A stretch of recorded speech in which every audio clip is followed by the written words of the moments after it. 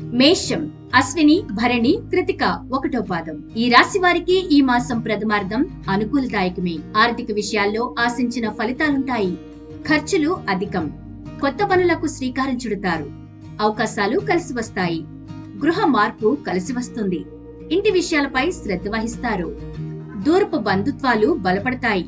పదవీ బాధ్యతల నుండి విముక్తి లభిస్తుంది. మానసికంగా కుదుట పడతారు. నూతన దంపతుల మధ్య అవగాహన నెలకొంటుంది. ఆహ్వానం, కీలక పత్రాలు అందుకుంటారు.